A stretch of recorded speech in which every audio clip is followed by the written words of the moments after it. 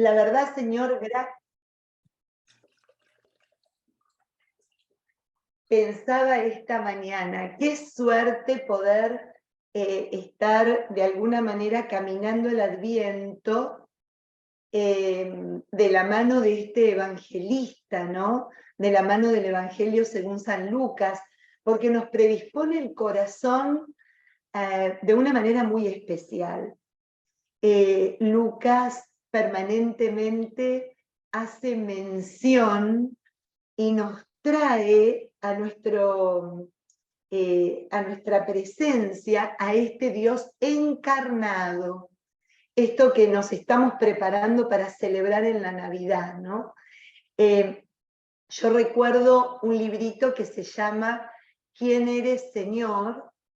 El libro es precioso. El libro no fue concebido como un libro como tal. El escritor, que es el cardenal Eduardo Pironio, no es que se sentó y empezó a escribir el libro con el afán de sacar un libro publicado, no. Se ve que fue iniciativa de alguien que participó en diversos retiros que el cardenal dio y le sugirió que lo pusiera por escrito, las reflexiones de los retiros que llevó a cabo y que se nota que son en distintos momentos y a distintas personas.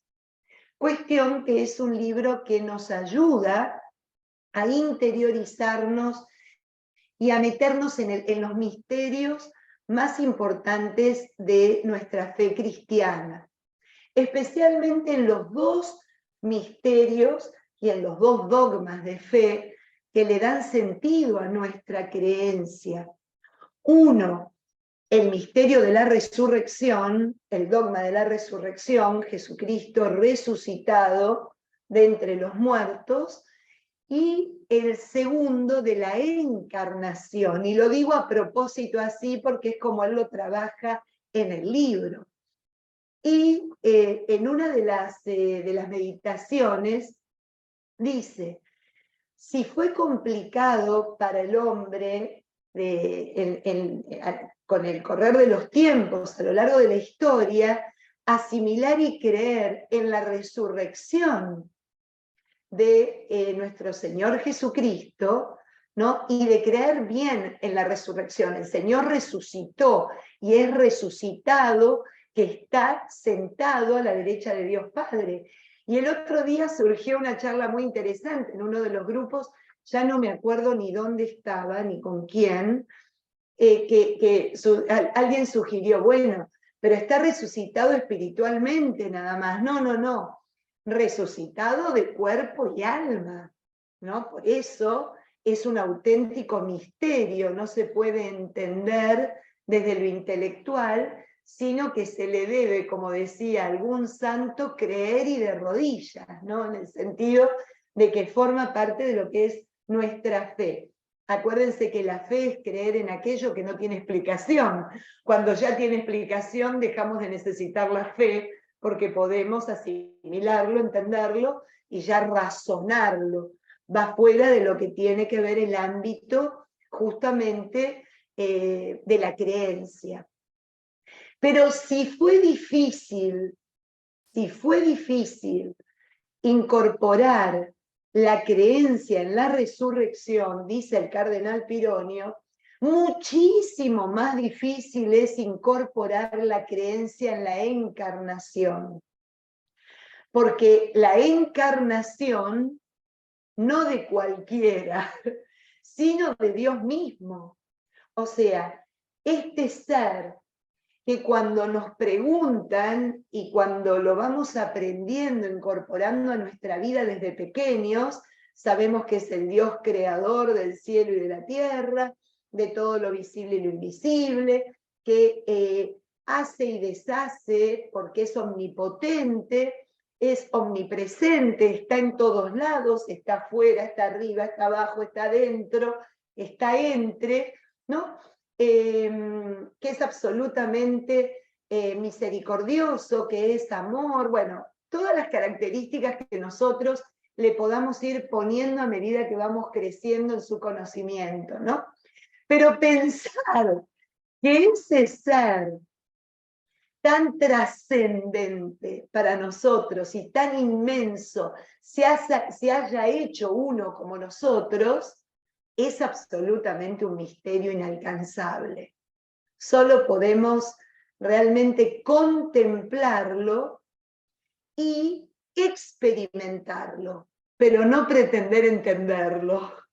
Bueno, en el Adviento, de alguna manera, vamos preparando nuestro corazón para que se acostumbre, que abrace y que incorpore este misterio a la vida cotidiana, a la vida de todos los días, porque el misterio quiere entrar a formar parte de nuestra existencia.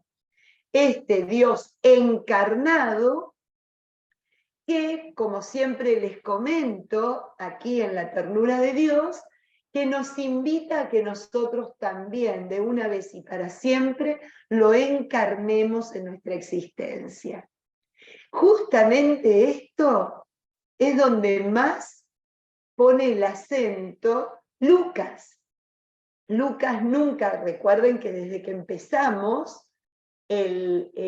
a contemplar su evangelio, en la primera parte, en la parte donde todavía habla de los tiempos del pueblo de Israel, nos va preparando el corazón para este misterio de la encarnación. Y una vez encarnado, nacido y puesto entre nosotros el Hijo de Dios, va acrecentando esta idea para que nosotros la vayamos incorporando a nuestra vida. Nosotros creemos en un Dios que es verdadero hombre y verdadero Dios.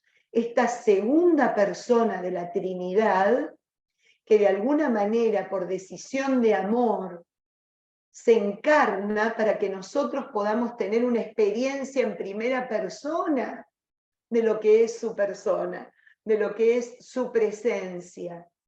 No a través de lo que se dice de él, sino a través de lo que me dice a mí en cada momento de mi vida y en cada caminar, en cada acontecimiento.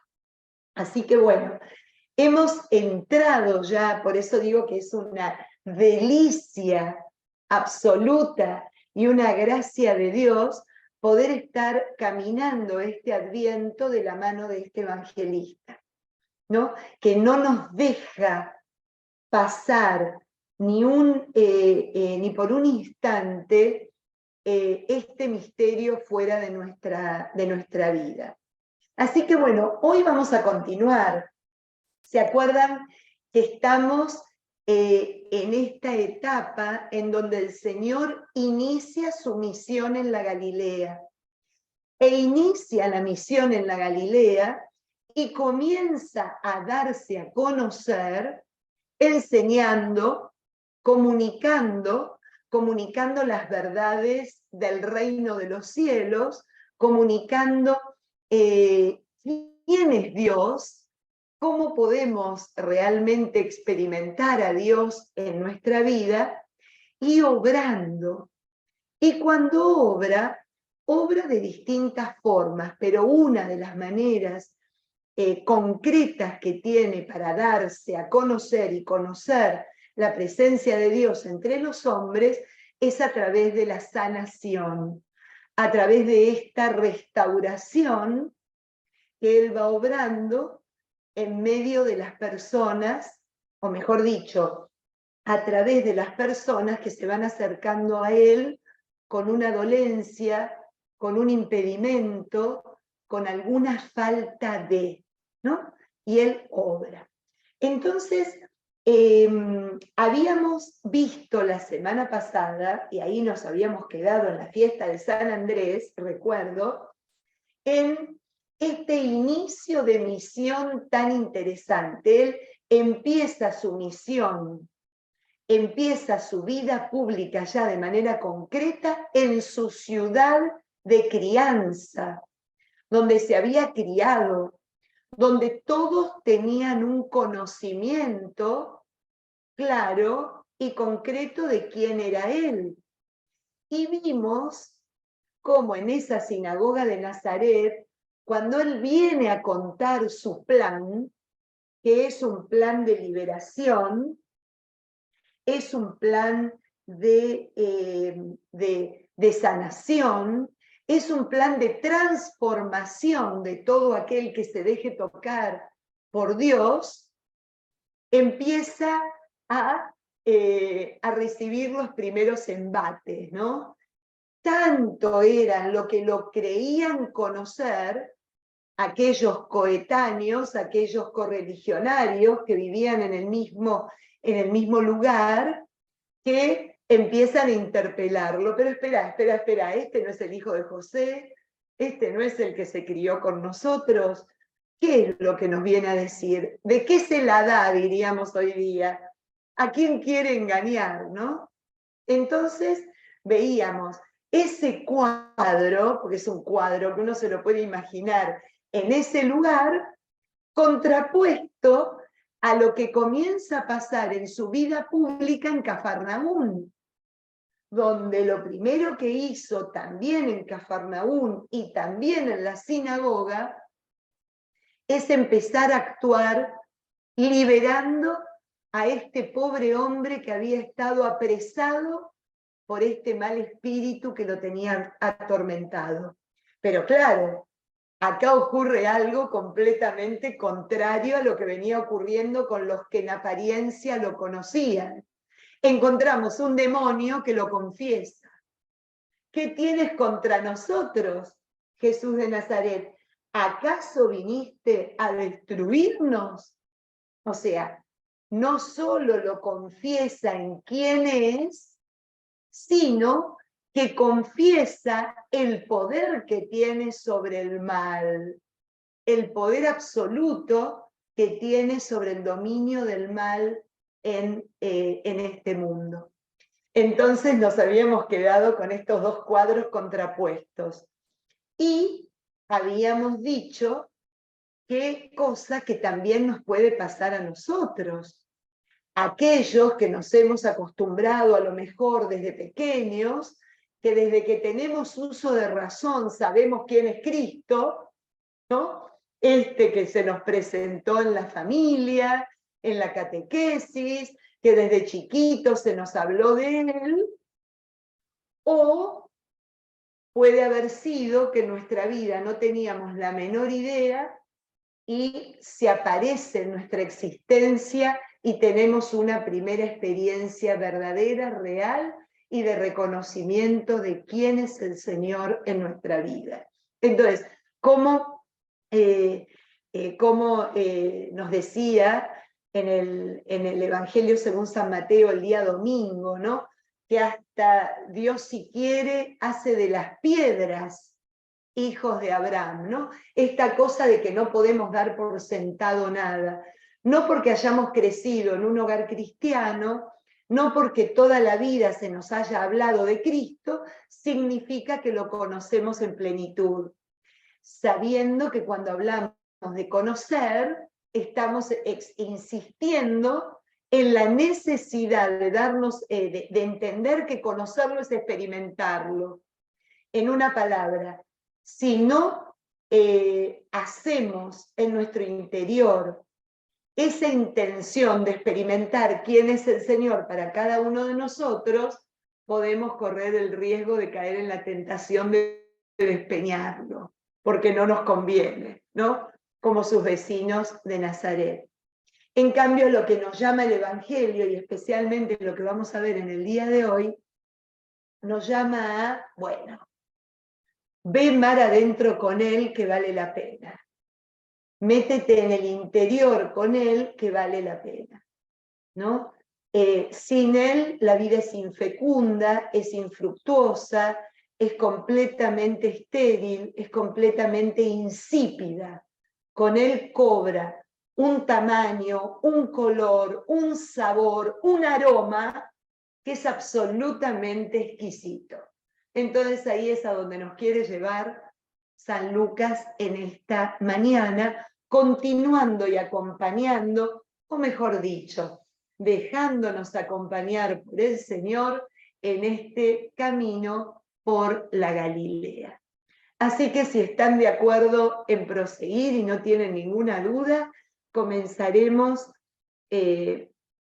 poniéndonos antes que nada, como lo hacemos siempre, en su presencia y aprovechando el Salmo de hoy, que es una belleza, nos ponemos en presencia de esta Trinidad que nos abraza, nos ama y nos acoge para que podamos celebrar el misterio de la encarnación en el nombre del Padre, del Hijo y del Espíritu Santo. Amén.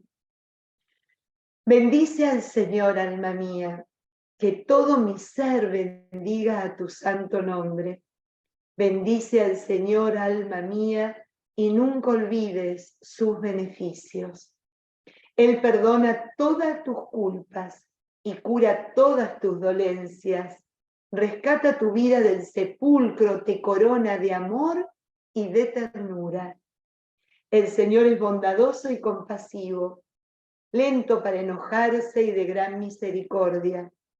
No nos trata según nuestros pecados, ni nos paga conforme a nuestras culpas.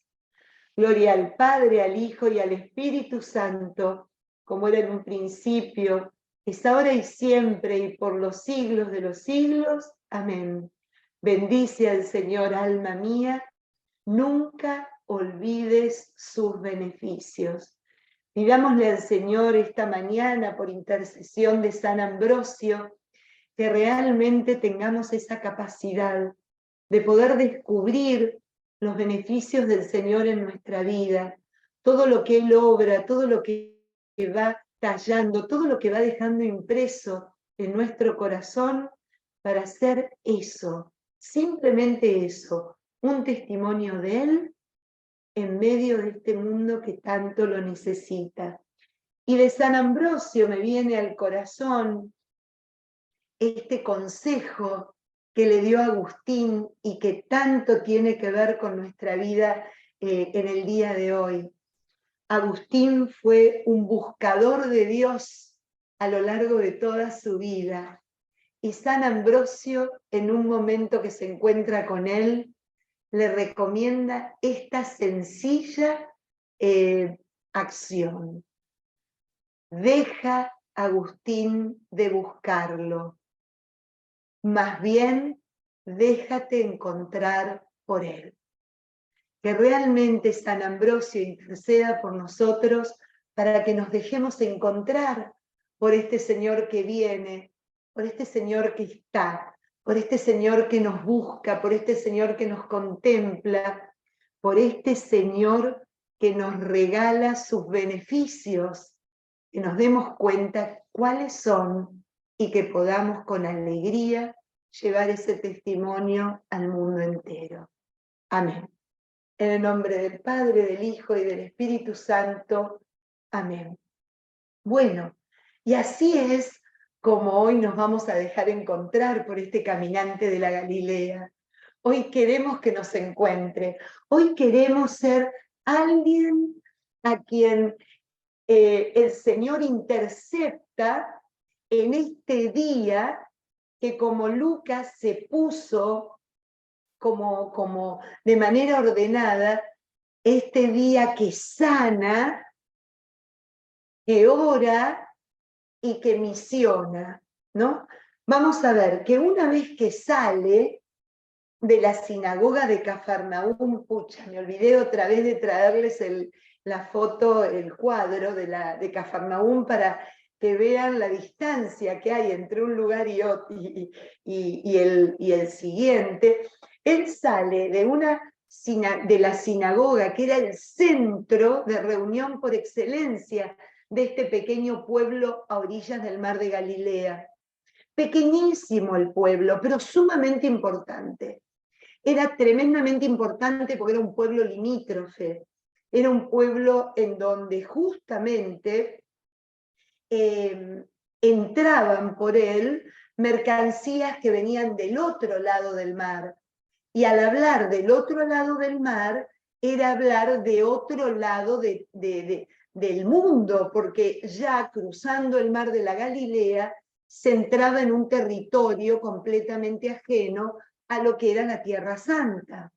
Entonces era un lugar limítrofe en ese sentido. Pero había como dos grandes centros. El centro religioso que estaba dado y circunscripto en la sinagoga, y el centro aduanero, que lo llevaban adelante especialmente los cobradores de impuestos. Estos dos centros son los que van a llamar la atención en el Evangelio, en esta parte de la Galilea, y vamos a encontrar que resalta los dos movimientos, ¿no? Los evangelios siempre nos ponen estos dos grandes movimientos, el movimiento comercial o mercantil y el movimiento religioso. Bueno, el Señor sale de uno de estos centros de la sinagoga y casi a una cuadra, nada más que a una cuadra, tiene el siguiente escenario de lo que va a relatar Lucas. Si ustedes van al versículo 38 del capítulo 4, que es donde dejamos, vamos a ver cómo muestra tres escenarios seguidos. Va el primer escenario a llevarse a cabo una cuadra de la sinagoga, que es la casa de la suegra de Pedro, o la casa de Simón. Luego vamos a darnos cuenta que el segundo escenario elegido es las afueras de la casa de Simón, que es donde le van a llevar a un grupo de dolientes, y la tercera escenografía es este lugar despoblado que el Señor elige para ir a orar y a estar en intimidad con su Padre. O sea, que en estos tres escenarios es que se llevan adelante tres momentos completamente importantes y distintos a los cuales Lucas hace referencia. Bueno, vamos a leer qué es lo que nos dice. Salió de la sinagoga y entró en casa de Simón. La suegra de Pedro estaba con fiebre muy alta, le suplicaban que hiciera algo por ella. Él se inclinó sobre ella, increpó a la fiebre y se le fue. Inmediatamente ella se levantó y se puso a servirles. Al ponerse el sol, todos los que tenían enfermos con diversas dolencias se los llevaban. Él ponía las manos sobre cada uno y los sanaba. De muchos salían demonios gritando: «Tú eres el Hijo de Dios». Él los increpaba y no los dejaba hablar, pues sabían que él era el Mesías. Vamos a quedarnos en estos dos cuadros primero. Habíamos tenido la experiencia de lo que ocurre en la sinagoga de Cafarnaúm, ¿no? Un ratito antes. Cómo los demonios lo reconocen, lo confiesan y lo increpan de alguna manera. Y esta acción que el Señor lleva adelante en este hombre poseído y que lo tenía tan mal y arrojado en medio, ¿no? Que quedó como muerto, dice que la gente se desconcertó y comentaban entre ellos: ¿qué significa esto? Manda con autoridad y poder a los espíritus inmundos y salen. Y es por eso que su fama se fue extendiendo por toda la región. Entonces llega, después de haber hecho esto, a un lugar íntimo, a la casa de alguien que todavía no sabía bien ni quién era, ni cómo iba a ser su vida, porque a medida que vamos entrando en el Evangelio nos vamos dando cuenta que un poco más adelante es que entra en profundidad en la vida de este Simón.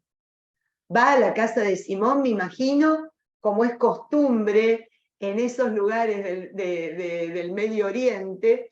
Después de la sinagoga deben de haber dicho, bueno, venite a mi casa, vení, quédate con nosotros. Es muy común que el día sábado se invite a alguien a compartir la comida. El sábado, no el viernes, ¿no? El viernes del Shabbat es muy familiar, pero es muy común. Seguramente pasó algo así con este Jesús en la sinagoga y orando, seguramente se lo llevaron para compartir.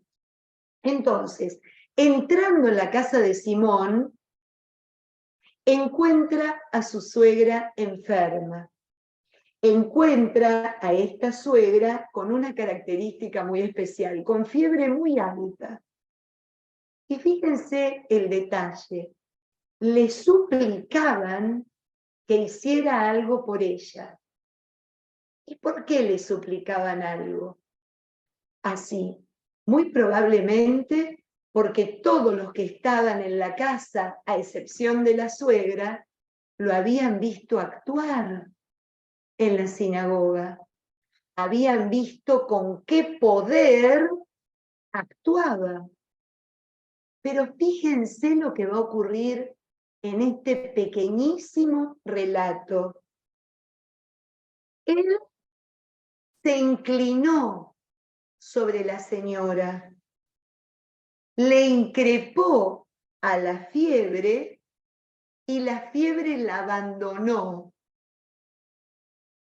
Pero inmediatamente la suegra se levantó y se puso a servirles.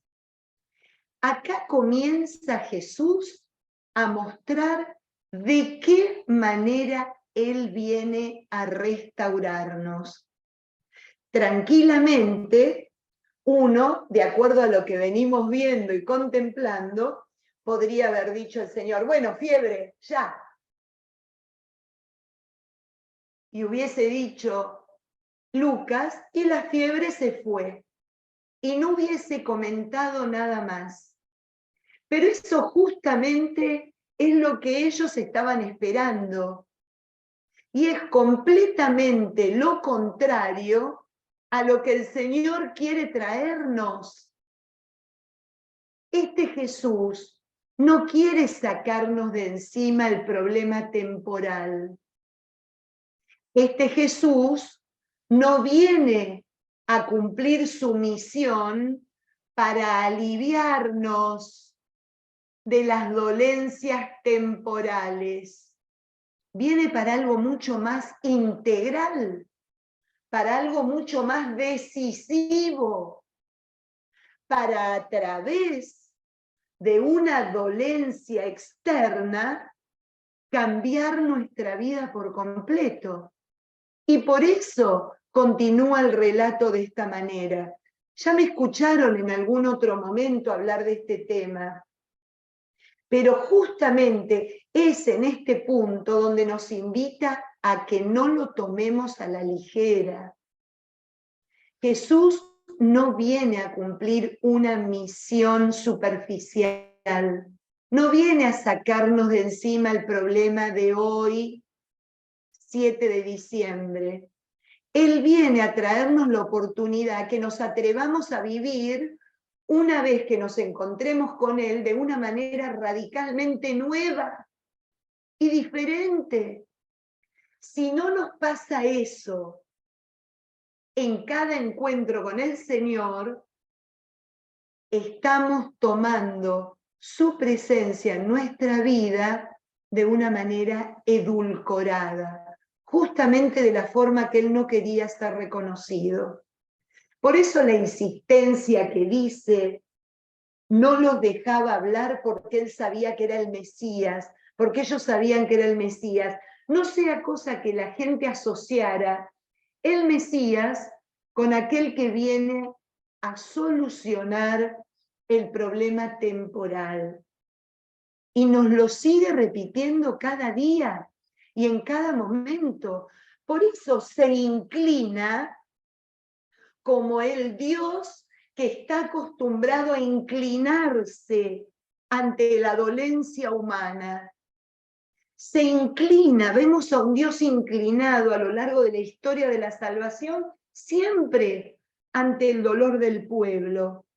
Pero una vez que el Señor se inclina ante el dolor del pueblo, del Hijo, ¿no? De su Hijo amado, de cualquier ser humano que lo esté necesitando, lo que vemos que el efecto del Dios inclinado sobre trae aparejado no un alivio corporal, sino una transformación radical.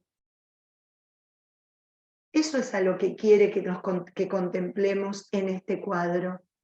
¿Y dónde está la transformación radical en esta mujer? En que se levantó y comenzó a servirles.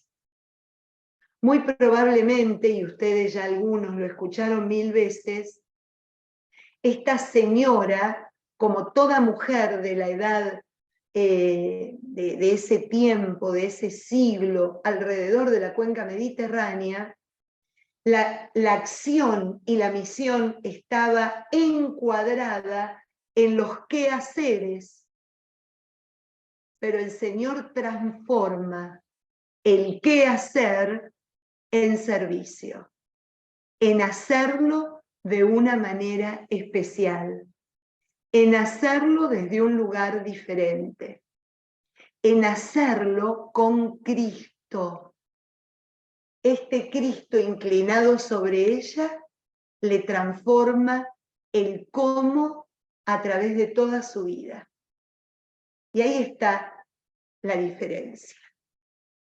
O sea, esto que nos parece tan sencillo y que casi lo sabemos de memoria, palabra por palabra, tiene una connotación tan profunda que me puede cambiar mi vida.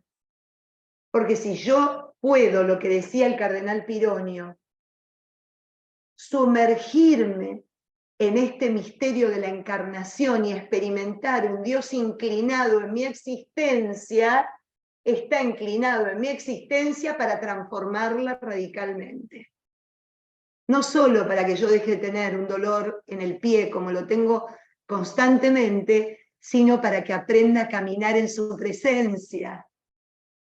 No solo porque me siento encorvada de todo lo que voy cargando día a día, sino para que pueda llevar esa carga con Él, como me invita el Evangelio del día. Vengan a mí los que están cansados y agobiados, que yo los aliviaré. Lo que Él quiere es ir más allá de lo que es este estuche que nos tiene y que lleva con tanta alegría la carga más preciosa que es la presencia de Dios en nuestra vida. Entonces ahí arranca y de esta manera nos enseña cómo entrar en esta relación tan especial. Claro, de la misma manera es que sana. Fíjense lo que nos narra Lucas. Al ponerse el sol, todos los que tenían enfermos con diversas dolencias se lo llevaban. Él ponía las manos sobre cada uno y los sanaba. A ver, un enfermo en los tiempos de Jesús era una persona que se la consideraba intocable, porque la enfermedad transmitía impureza. Acá vemos un Dios que, lejos de estar alejado de estos impuros, entre comillas, se inclina y los toca, se hace cercano, se hace contacto con cada uno de ellos, y este contacto es el que les transforma la vida, el que los libera de aquellos que estaban aprisionados, ¿no? Como en prisión, en cautiverio. Por eso no solo los sanaba, sino que los liberaba, porque vemos en esta figura los demonios gritando y reconociéndolo, quién realmente es este que está obrando el bienestar en cada uno de los dolientes. Y por último, vamos a continuar leyendo para terminar el capítulo, y como esta jornada, por la mañana salió y se dirigió a un lugar despoblado. La multitud lo anduvo buscando, y cuando lo alcanzaron lo retenían para que no se fuese. Pero él también les dijo: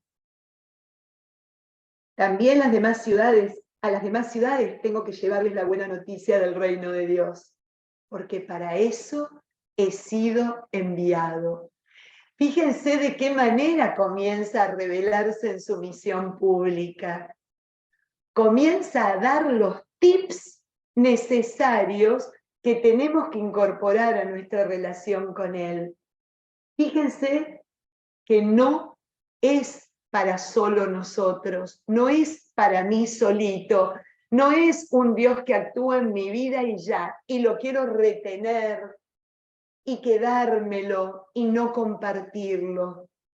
Ya de entrada nos pone claro que Él viene a llevar la buena noticia a todos, no a unos pocos, no a este ministerio, no a esta parroquia, no a esta iglesia, no a este grupo. Viene para todos aquellos que están abiertos para recibir la buena noticia. Y nos deja entender que nosotros no somos nadie para impedírselo, que tenemos que ser justamente habilitadores de esa presencia de Cristo en cada rincón de este mundo. No inhibidores, habilitadores, no inhibidores. Tenemos que generar puentes, generar surcos donde la semilla caiga y pueda hacer crecer esa presencia en el corazón de cada hombre, no impedimentos en esa acción de Dios en este mundo al cual vino para redimir. Termina en el versículo 44, y predicaba en las sinagogas también de Judea. Fíjense, estamos en la Galilea, pero a propósito pone la Judea, ¿no? Toda su acción se lleva a cabo, esta primera parte acá en la Galilea, perdónenme, viene Galilea, Samaria, Judea, ¿no? Pero pone a propósito y predicaba en las sinagogas de la Judea, como para querer decir, miren que nada ni nadie queda fuera de su palabra y de su misión, ¿no? Esta universalidad. Bien, vámonos al capítulo 5, que es una belleza. Es muy notorio cómo, yo les contaba la semana pasada, cómo en este pedacito del Evangelio, que es desde el capítulo 4, versículo 16, creo, hasta el capítulo 9, finales del 9, el Señor se encarga de llevar adelante su misión y de darse a conocer.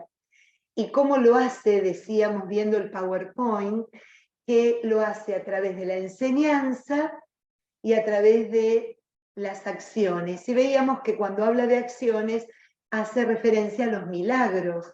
¿Y se acuerdan que de los 18 milagros que están contados y relatados en este Evangelio, 14 caen en estos 5 capítulos? Y ahora vamos a ver algo muy especial. Dentro de los relatos de los milagros, comienzan los que se denominan los relatos de la vocación, los relatos vocacionales, ¿no? O aquellos por los cuales comienza a llamar a sus primeros discípulos. Y lo hace en medio de las enseñanzas y los milagros. En este environment es que empieza a llamar a aquellos que va a incorporar como sus instrumentos para llevar adelante y difundir el reino de los cielos. Y eso es lo que vamos a encontrar en este capítulo 5.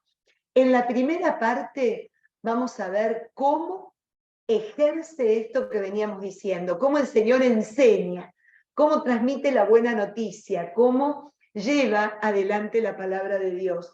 Para en la segunda parte de este capítulo 5, hacer la primera llamada a estos 4 apóstoles que van a ser Andrés y Pedro, Santiago y Juan. Comencemos entonces, versículo 1 del capítulo 5.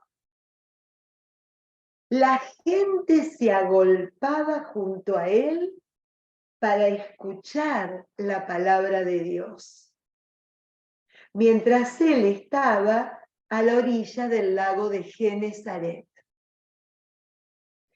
Vio 2 barcas junto a la orilla. Los pescadores se habían bajado y estaban lavando las redes. Subiendo a una de las barcas, la de Simón, le pidió que se apartase un poquito de tierra, se sentó y se puso a enseñar a la multitud desde la barca. Primera parte.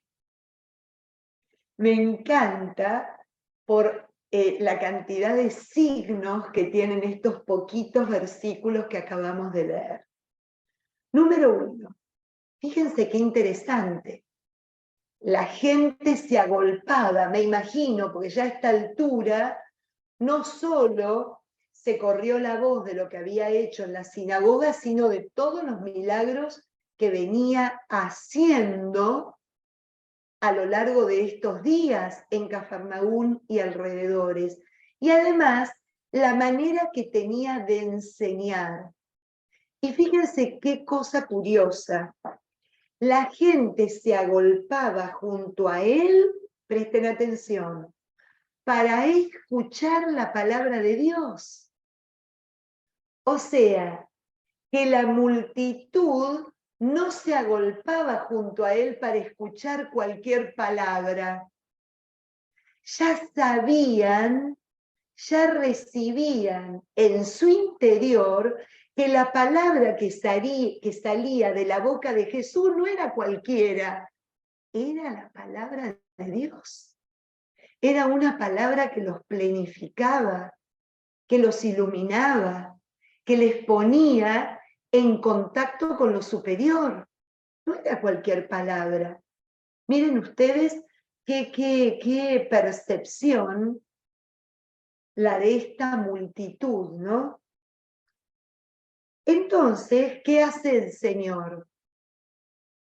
El Señor optimiza la manera para que a más y más le llegue esta palabra. De alguna manera pide la barca prestada como si fuera un micrófono, porque es lo que hace. Y relata Lucas el episodio.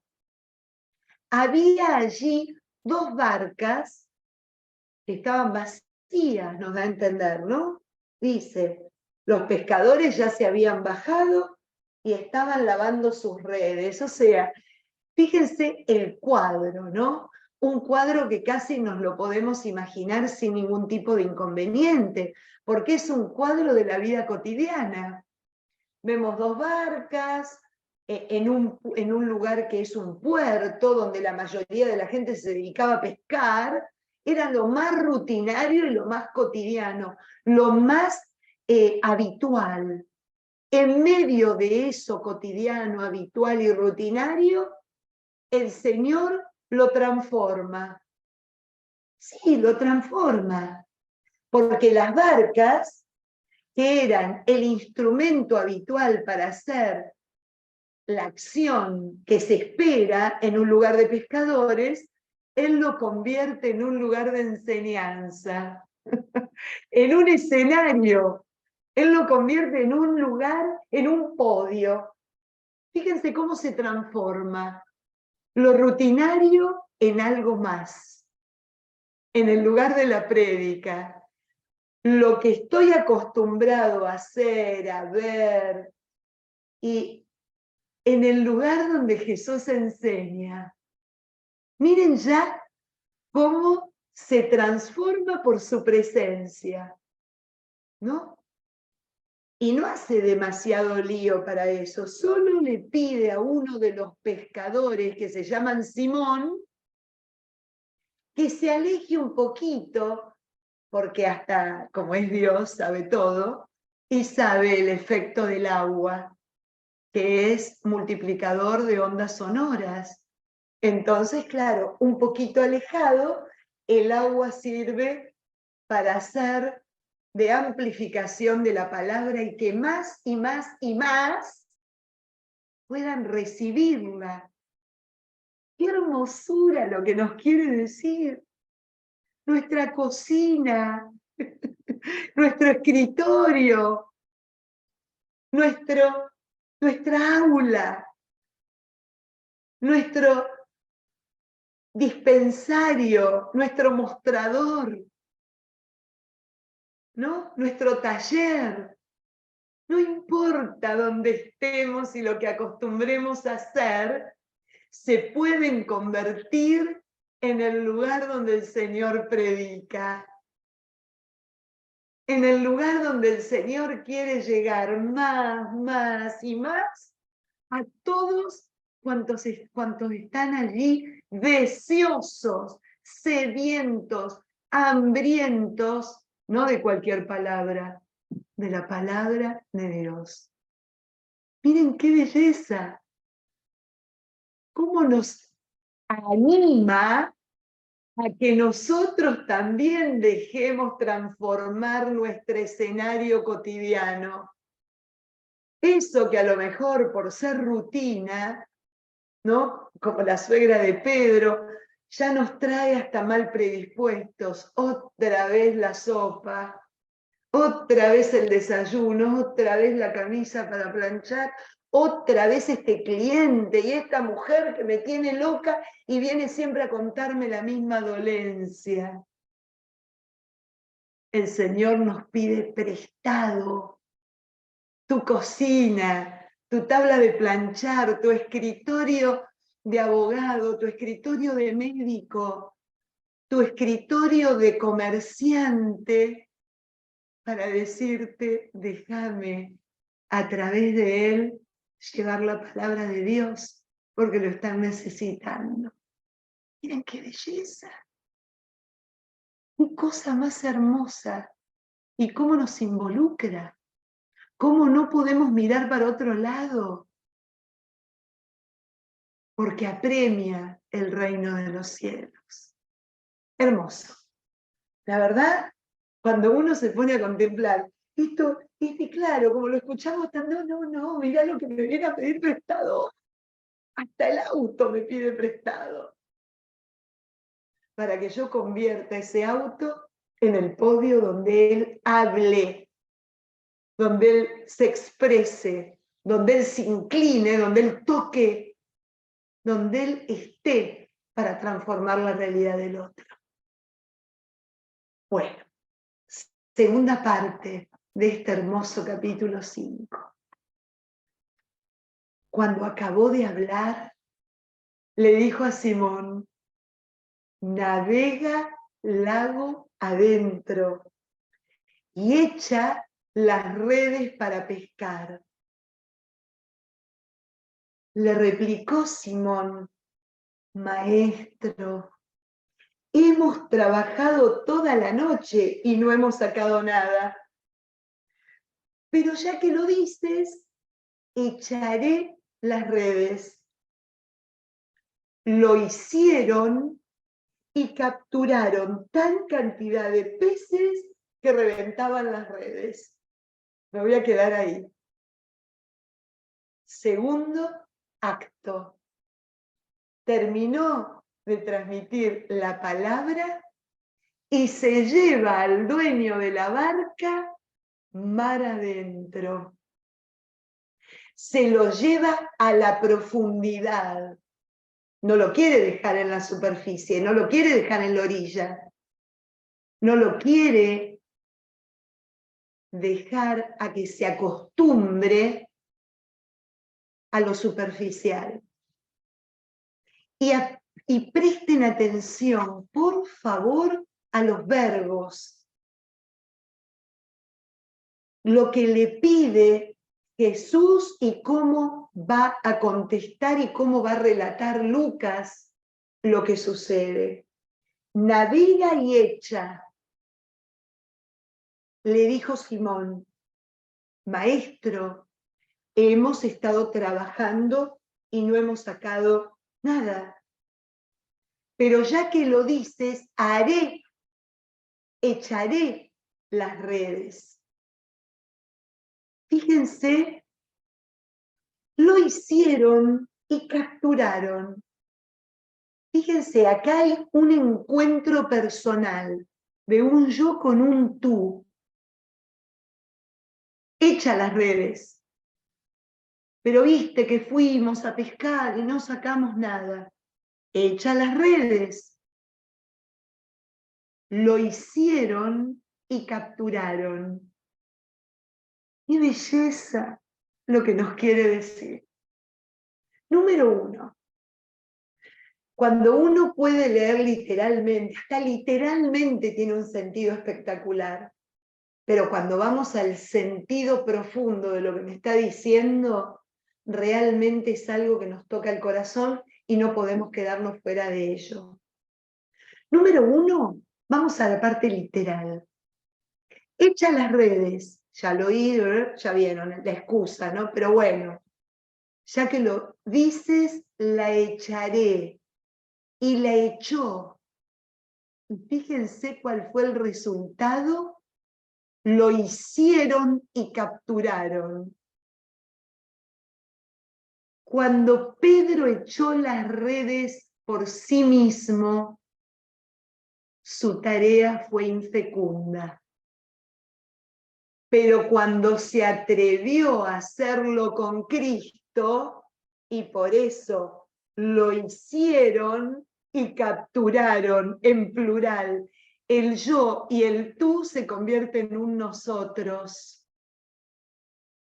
La acción se hizo fecunda y trascendió lo impensable. Tan fecunda que se reventaban las redes y hubo que pedir ayuda para llevarlas. Y casi que se hundían, dice después, las barcas, ¿no? Casi que se hundían de tanto que surge con el Señor. Cuando vamos al aspecto personal, cuando el Señor nos invita a ir mar adentro, con Él es entrar a lo profundo de nuestra vida, hace que lo que podamos encontrar allí o podamos generar allí sea fecundidad, sea algo grandioso, primero porque nos atrevemos, por más que le vayamos con excusa. El Señor nos invita a ir mar adentro y echar las redes y siempre vamos a encontrar una excusa. Pero si ya lo vengo haciendo hace años, sabes que me meto dentro de mí y entro en mi profundidad y lo que encuentro que es desazón, angustia, dolor, oscuridad, olor a podrido, moho por todos lados. No me gusta, Señor, es horrible. Es algo que no vale la pena. Ahora, cuando nos lleva a esa profundidad y nos invita a que lo hagamos con Él, es impresionante lo que surge. Es impresionante lo que vemos. Es impresionante todo lo bueno que encontramos y que hace surgir tanto que no lo podemos acabar, no lo podemos sostener por nosotros mismos. Y a veces nos asusta. Y a veces nos da miedo. Entonces entendemos por qué sigue como sigue este relato bellísimo entre Simón y Jesús. Al verlo, Simón Pedro cayó a los pies y le dijo: apártate de mí, que soy un pecador, ya que el temor se había apoderado de él y de todos sus compañeros por la cantidad de peces que habían pescado. Lo mismo sucedía a Juan y a Santiago, hijos de Zebedeo, que eran socios de Simón. Entonces le dijo a Simón: no temas, en adelante serás pescador de hombres. Amarrando las barcas, lo dejaron todo y lo siguieron. Era tremendo el temor de lo que experimentó mar adentro. Y lo primero que hizo fue pedirle que se aleje, porque claro, lo que surge cuando entramos en la profundidad y lo sacamos a la superficie es de todo, horrible. A veces nos puede asustar lo que puede llegar a parecer. Y el Señor le dice: Pedro, no temas.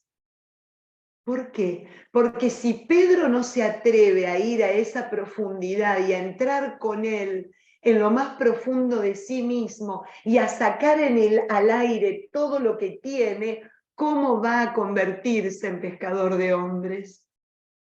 ¿Cómo va a convertirse en aquel que tiene que provocar al otro también, llevándolo mar adentro, si él no tiene esa experiencia primera?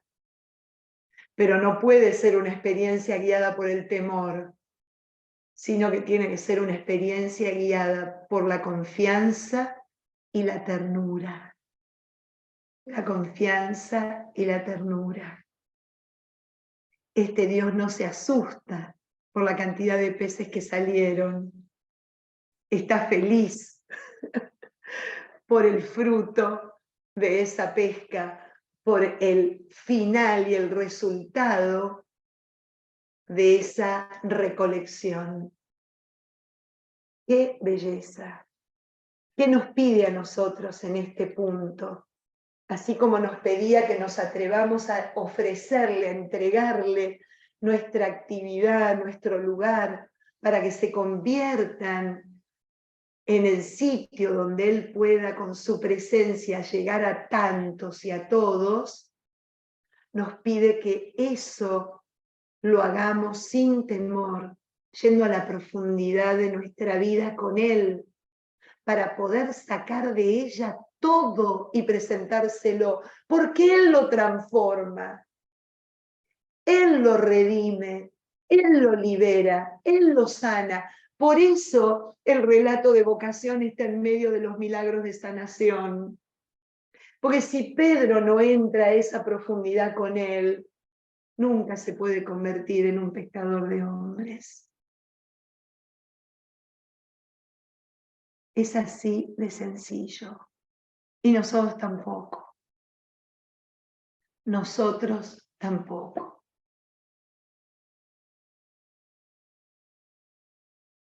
Entonces, después que acontece esto, amarrando las barcas, lo dejaron todo y lo siguieron.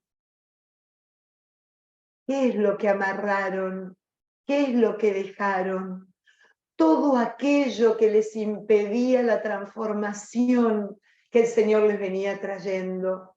Una de las cosas que amarraron, y esto lo leí en un sacerdote que es biblista, que comenta el padre Pronsato, que a veces ustedes me escuchan que lo menciono, dice: tuvieron que aprender a amarrar lo aprendido. Tuvieron que aprender a amarrar la técnica que habían incorporado para hacer a su propio modo. Tuvieron que aprender a amarrar aquello que impedía que el Señor los haga a su manera y los transforme en su instrumento.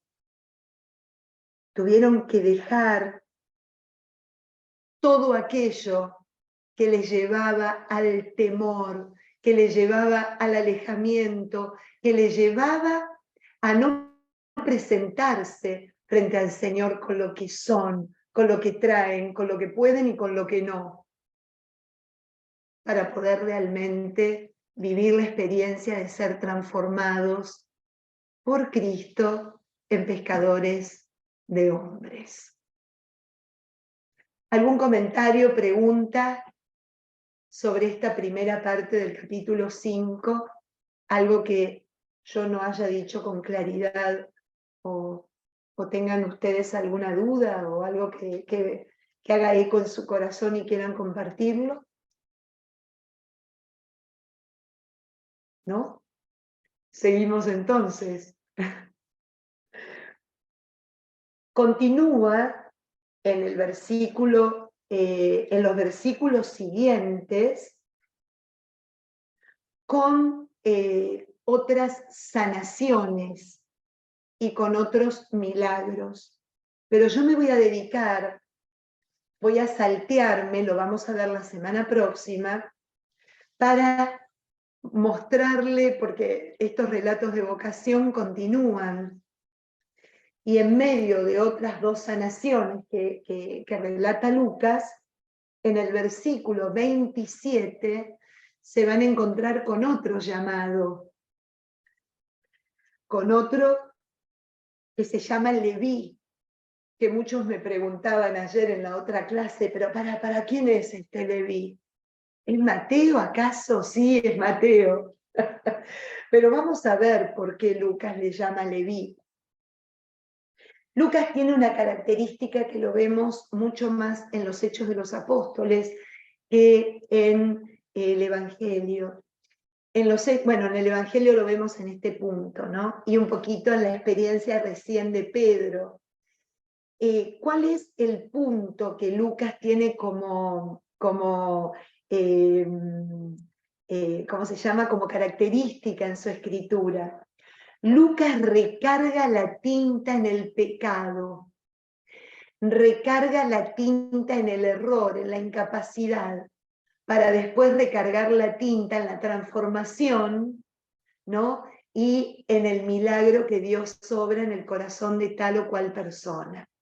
Y esto es lo que hace en este tema. Fíjense que mientras los demás evangelistas, a Mateo lo llaman Mateo, ¿no? Que es el quinto discípulo en ser convocado, en ser asociado a esta tarea evangelizadora, Lucas le va a poner el nombre de Leví. Y lo hace un poco a propósito, porque ¿quién es Leví y a qué se dedica? Nos da a entender que si esta persona se llama Leví, es porque su misión en la vida era estar en contacto con todo lo relacionado a lo sagrado.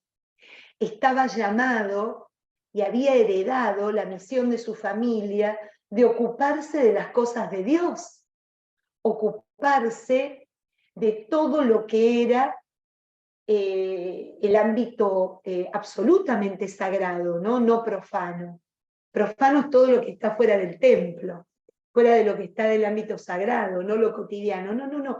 Él estaba llamado a una tarea, a la dedicación a todo lo concerniente a la liturgia, al rito y a la proclamación o lugar donde se daba a conocer la acción de Dios en los hombres.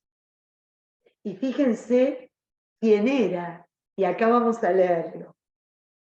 Al salir, estaba en la casa de alguien, y lo vamos a entender la semana que viene, que era donde sana al paralítico, que lo leíamos el día lunes. Justamente fue el Evangelio del lunes.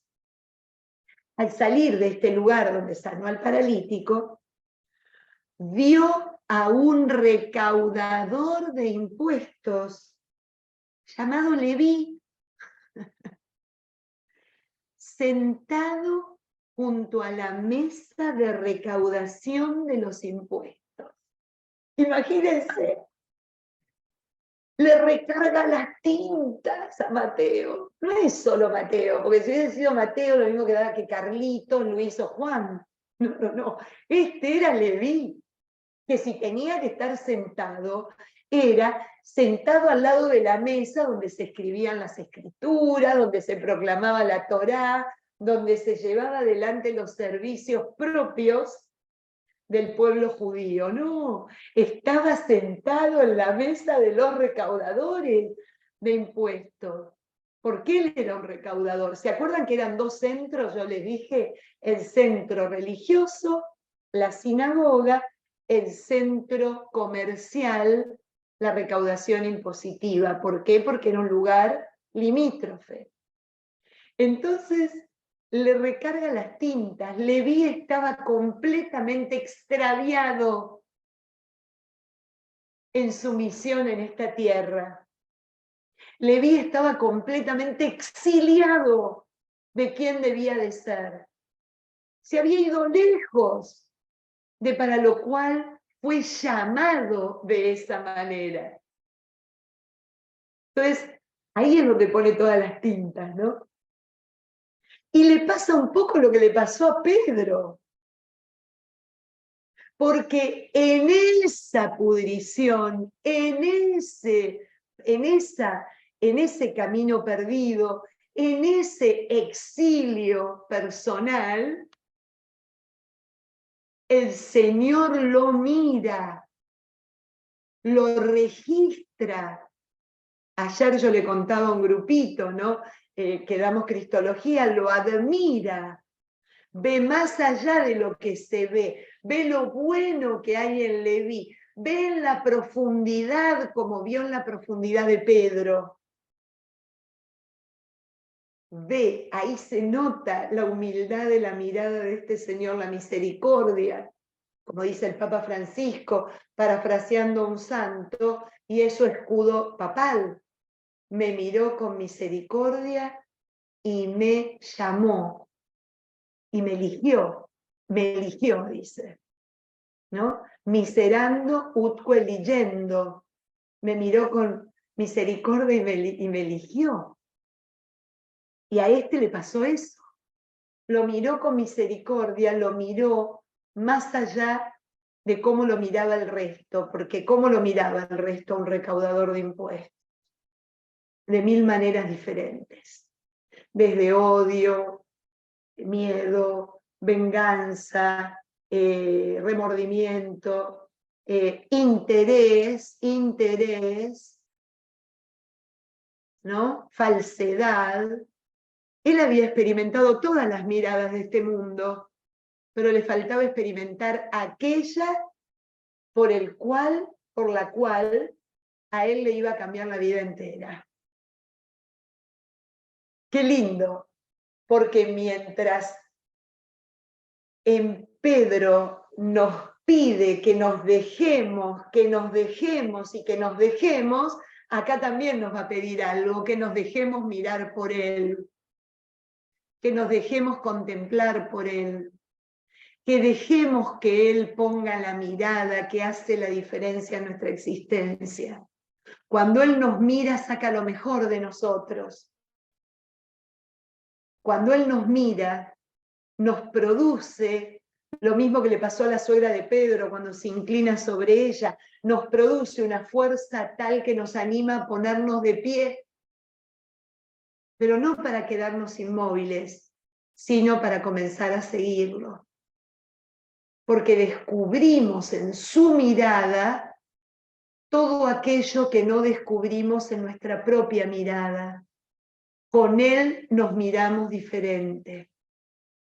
Con él nos aprendemos a ver de manera distinta y a descubrir en nosotros talentos, formas, posibilidades que antes nunca solos podíamos ver. O sea, le pasa lo mismo que a Pedro. Pedro echó la red con él y Leví cruzó su mirada en la de él y se pudo mirar de manera diferente. Nada más que eso. Y eso cambió su vida para siempre. Sígueme. Dejándolo todo, se levantó y lo siguió. Dejándolo todo aquello que impedía que se viera de esa manera. Dejándolo todo aquello que impedía que se le abrieran los ojos hacia él, porque cuando se nos abren los ojos hacia nosotros, de manera absolutamente instantánea, se nos abren los ojos hacia los demás. Es absolutamente inmediato. Lo siguió. Así que bueno, quería compartir con ustedes en este capítulo 5 estos dos relatos vocacionales para que nos atrevamos en esta semana que el Señor nos llama a la conversión, a poder ir mar adentro con Él para hacer una auténtica conversión.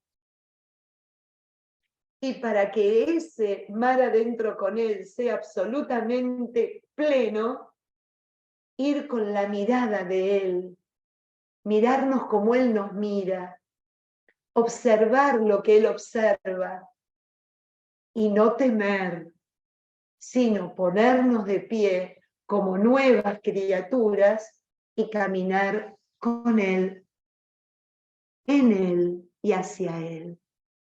Amén. Ahora sí, los quiero escuchar un poquito. ¿Qué tienen para contarnos?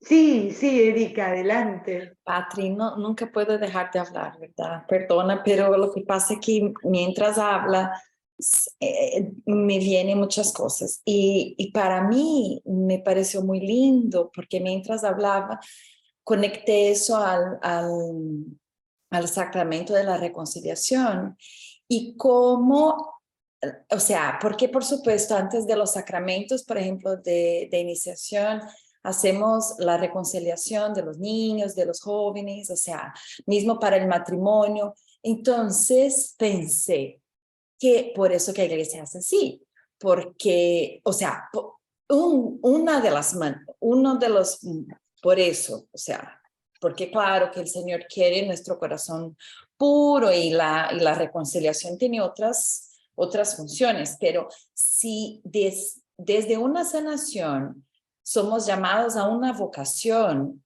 entonces me parece como muy bonito mirar el sacramento de la reconciliación de esta manera, o sea, me aproximo del sacerdote que es el propio Cristo en ese momento para que su mirada me pueda transformar a ser vocación, no sé. ¿Sí? Sí, lindo, Me lindo. pareció, me vino muy a la mente, no sé. ¿Sabés qué pasa? Que cuando lo vemos de esa manera integramos todo lo que significa, porque si no me quedo con un hecho dado, conocido, rutinario, me tengo que ir a confesar. Entonces voy y me confieso, ¿no? Y no pasa nada. Sí, estoy llamado no solo a reparar, no solo a convertirme, a transformar, sino estoy llamado a ser un testimonio de lo que Dios obra en mi vida. Ahí está la misión. Porque ¿qué pasó? Yo no seguí a propósito, pero Leví ofreció un gran banquete en su casa. O sea, ofreció un gran banquete. Ofreció un gran banquete en su casa. Pati, Porque era algo que lo pudo, que lo sacó, que lo transformó de tal manera que se convierte naturalmente en algo que surge y que es testimonio para los demás. ¿te puedo decir? Definitivamente.